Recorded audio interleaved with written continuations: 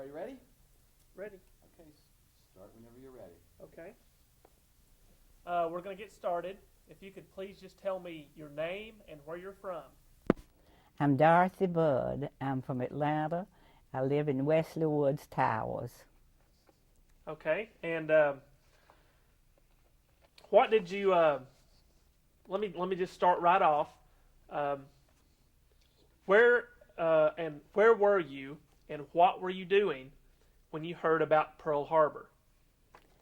I was sitting listening to the New York Philharmonic in December '41, and I had been married in June of that year, and it was very much of a shock.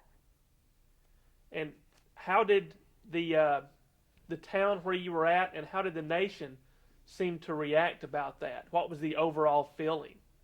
I have never in all my life seen as much as patriotism exhibited as I did during this war effort, and it had already begun in '41. When I married in June '41, my husband could only get one of his 5 brothers to be in the wedding. The others were in the war effort, and that one was in the Seabees later and served at Guadalcanal and another Seabird, I believe it is something. But anyway, the Army trucks continued to go through Warrenton, where we lived, from Atlanta to Augusta, and so we really were into it then. Everybody in some way helping. So you and your husband had a lot of family members in the military during the war. Absolutely. Not necessarily the military, but in some branch of service.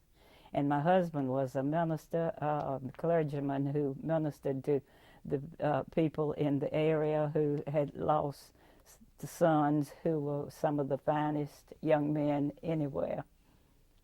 Could you tell me a little bit about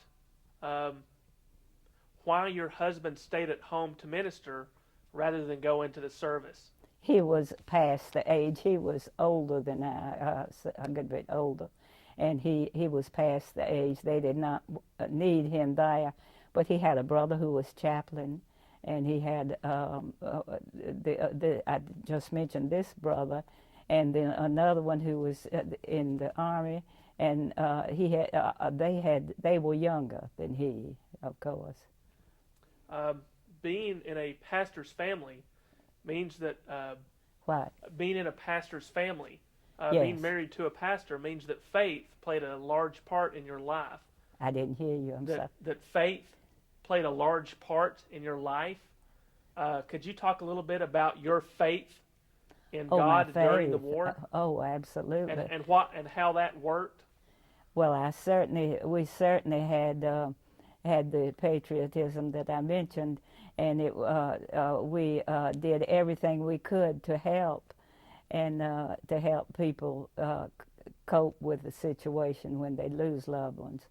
I had taught piano and played for services, and taught the children of servicemen who worked with them. And for bridge parties, we had to give war stamps as prizes, and the rationing was a part of our war effort, and we were glad we could do coffee, sugar, gas for the car, and meats, and with the war stamps.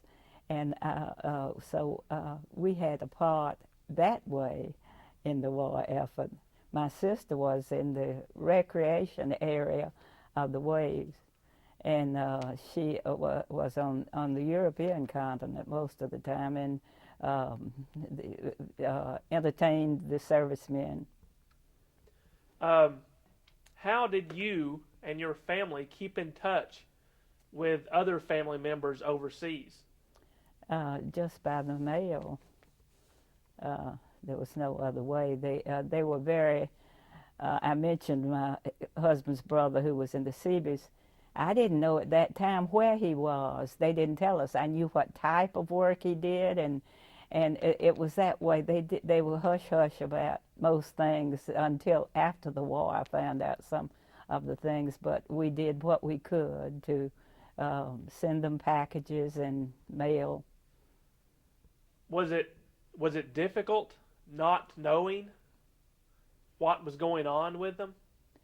Well, we just felt that was part of it. No, we didn't worry about it too much because we just had to keep going and doing what we could at home and try to make them feel better when we'd write them and not worry them. But you were worried. Well, of course. Let's see. Right after Pearl Harbor, what did you and your family do in just the next couple of weeks? We were already into it, as I said, and just continued and did more that we could, and prayed and hoped to do what we could to help these people who were suffering. Let's see. Let me skip ahead a little bit. In the interview that we had before, you talked a little bit about the Holocaust. And could you talk a little bit about how the public didn't know about it at the time, and how you felt when you did find out? Well, I was really kept in the dark about it, yes. And of course we were just hopeful that it was so tight right there at first with, didn't know how it would come out, and then the country rallied, and we felt that we were going to make it. At what point in the war did it feel like the United States was certainly going to win? Well, to you. Well, 44, I guess. We just really couldn't count on anything until then, about 43 or 4, I guess. And then 45, of course, was when the happy news came. D-Day, Yeah. on June Yeah. 6th. Could you tell me a little bit about that day and what you heard on the radio and how you felt? Well, I just hated it that we couldn't do more to help the suffering people in the countries where the war took place. We were in a safer environment. They had never invaded our country. But I was just hopeful that we could do something to help the poor people who had to endure the war. Not the servicemen, I meant just the inhabitants of that country or city. When the United States troops landed in France, do you remember where you were and how you heard about it? No, I don't know exactly when. I was there I lived in Eatonton right at that time, and my husband had planted a garden, and it got choked out with nut grass and Johnson grass.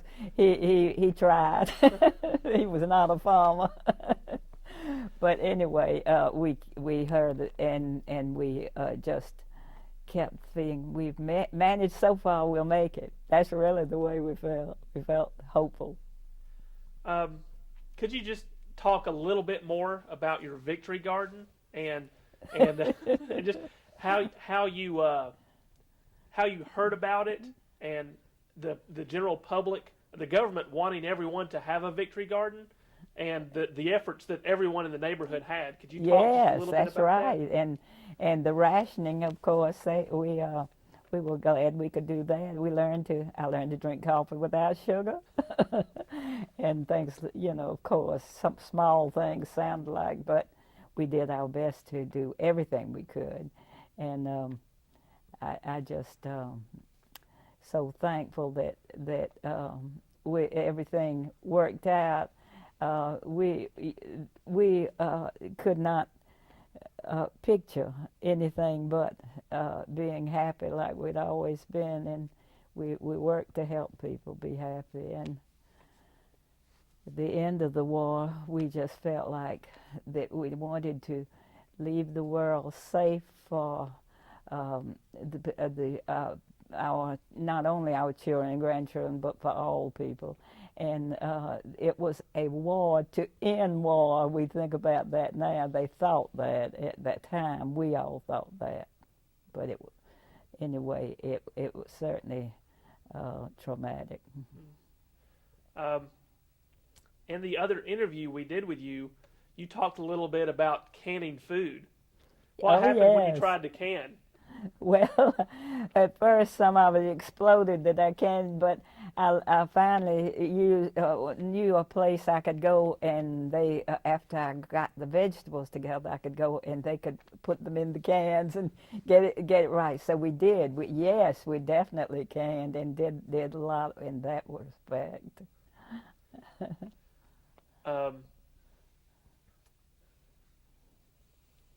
As the war went on, and you were comforting the folks at home who had loved ones overseas, tell us what it was like to go to someone's house where they had lost a loved one, and what did you do to help them understand, to help make them feel better? That was more my husband's work, and he was wonderful at ministering to him. In Hapeville, Jerry Wells Jr. was an outstanding young man, and he was able to minister to the family. We both were. As I said, with my music, and he with his background as a minister. And then in my hometown of Vidalia, two of the very finest young men, and it was really sad. But the rest of the family tried to carry on as they knew that those servicemen would have wanted them to. Did you or your husband lose any friends or family members overseas? Did we lose any? Mm-hmm. No.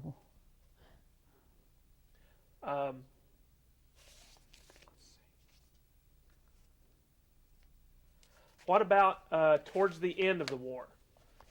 As the war ended, first, let me back up. First, tell me about VE Day.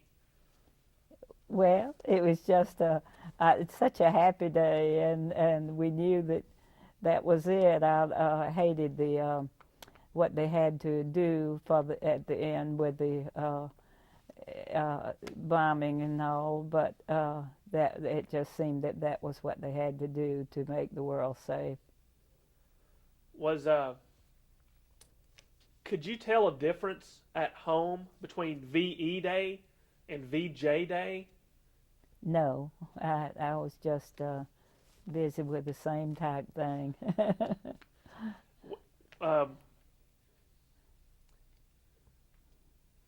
After the war was over, how long did it take you and the world around you to go back to normal? Well, they were all we kept going because in a lot of the work that we were doing, but it was a couple of years, I'm sure, before we'd call it normal, and it wasn't quite like before the war, of course. Do you feel that after the war, the United States had a much larger role in the world than it had before? Oh, yes. How so?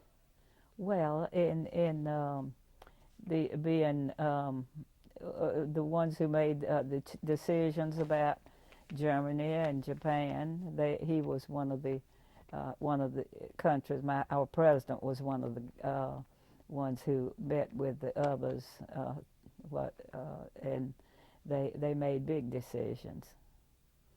Um,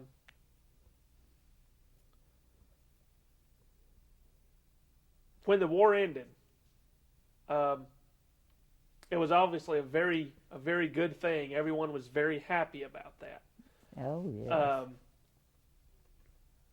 What was it like when all of the soldiers started coming home? Oh, it was very exciting, very thrilling. And some of them had trouble adapting to civilian life again, but for the most part, they were just so happy and so thankful. Um, you were talking about President Roosevelt, Yes. and of course he was here in Georgia sometime. Um, did that ever? Did you ever happen to see him, or did you were you always aware that he was in Georgia? Oh, yes, at Warm Springs. Mm-hmm. What what happened the day that he died? What do you remember about that day? Just sadness. I know my son's teacher broke down in class, and people loved him very much. But you felt okay with Truman, Felt what? President Truman. Oh, But well, he showed them that he could do it, didn't he? um, well, the war ended, and let me ask you this: two-part question. Um, why did the United States fight the war, and should we have? Well, I think Pearl Harbor made it come to to the fighting.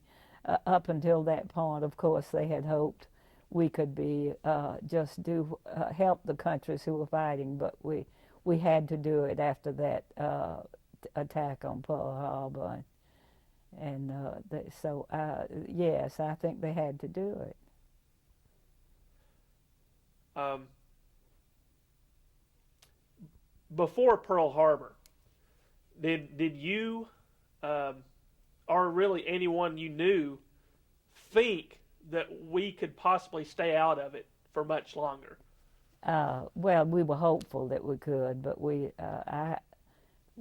just couldn't tell too much about how it would work. Nobody expected Pearl Harbor. I have a friend who's was there, and his wife was with him, and a shot went over the bed where she was sleeping, but they both came home, and they just it took them by surprise, certainly. Who are those friends you're talking about? Carl Moore and his wife. Um,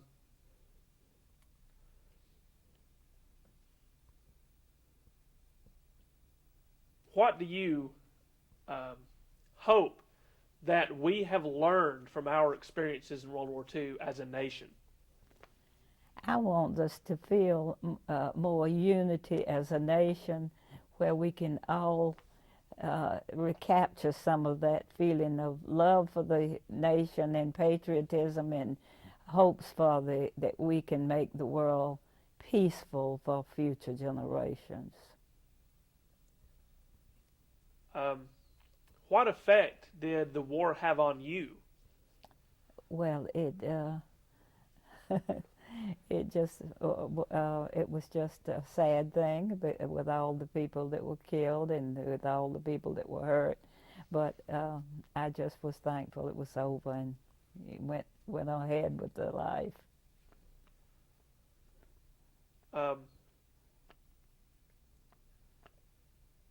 After the war, in the years between when the war ended and now, how often have you thought about your life during the war?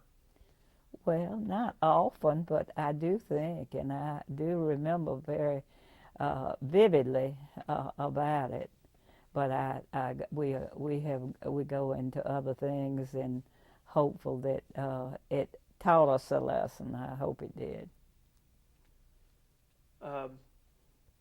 If you could talk to today's generation and future generations, which you're going to be able to do now, what do you want to tell them?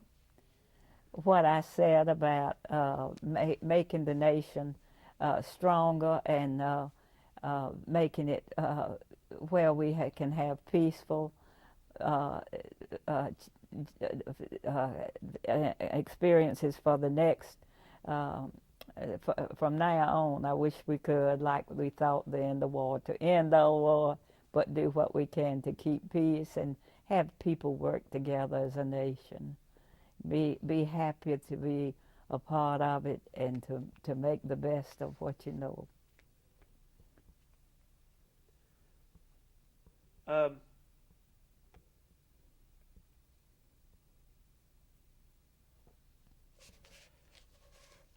when you talked in your other interview about when you found out about when the nation found out about the Jewish people who had been put in the camps. Oh, yes.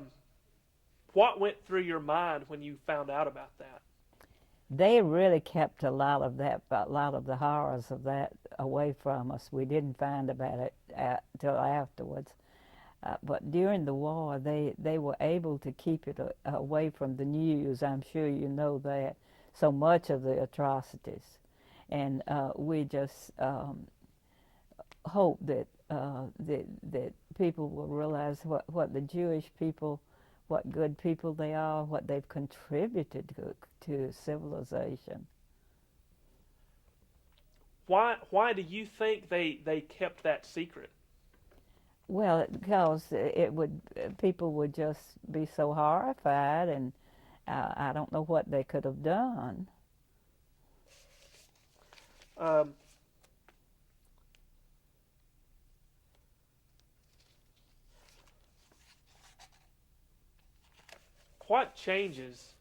What major changes, if any, do you think happened in the United States after the war that were very definite changes, very radical changes? Well, a lot of the women had to go to work because their husbands were gone, but we learned a lesson, and with the presidents and all, where they worked to make it a peaceful, from then on, make it peaceful.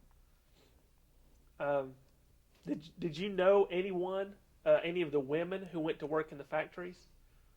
In the factory? Mm-hmm. No, I knew that was part of it, but I didn't.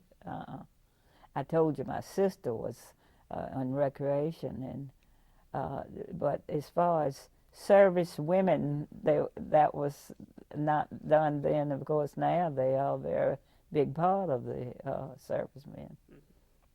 So you taught piano during the war Yes. to children, and how long have you been doing that? Since I was about 12 years old. And you're still doing it. Yes. It's remarkable.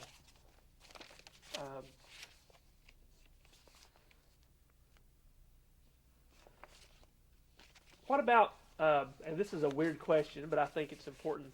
During the war, what about health care? Was there, if you got sick or anything? That was a problem. In Eatonton, the main doctor, had gone to the service, and they